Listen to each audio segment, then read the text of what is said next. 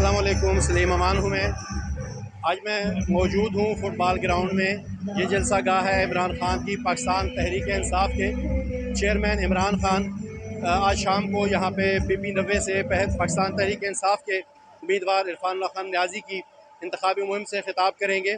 जलसा गाह को तैयार कर लिया गया है, बहुत बड़ा एक से यहाँ पे तैयार कर लिया गया है। बताया गया कि 5000 कुर्सियाँ अवामुन्नास के बैठने के लिए लगाई गई हैं।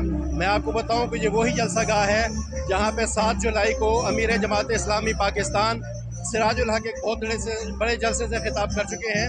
और ये वही जगह है जहाँ पे उनसे एक दिन पहले एक मजहबी तंजीम के जलसे का भी यहाँ पे नकाद किया गया था। अगर यहाँ पे जलसे में लोगों की शिरकत की बात की जाए तो कारकुनान का जो जज्बा है वो बड़ा दीदनी है।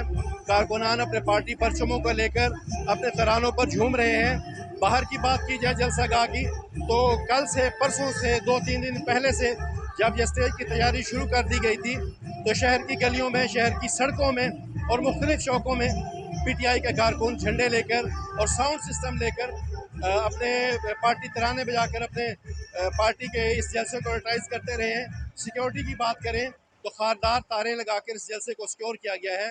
1500 से ज़ायद पुलिस एहलकार इस जलसे को सिक्योरिटी फराहम कर रहे हैं। खारदार तारे लगाकर जलसे को कवर किया गया है। शहर की खारजी और दाखिली रास्तों को भी चेकिंग के बाद किसी भी शख्स को शहर में दाखिल होने दिया जा रहा है।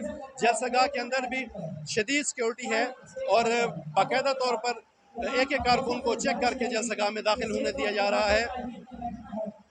ये इस वक्त तक जलसे की जो अपडेट थी वो आप तक पहुंचाई। मजीद जो कुछ भी अपडेट होता रहेगा जलसे से आपको यूट्यूब के लिए, अपने नाज़रीन के लिए आपको पेश करते रहेंगे।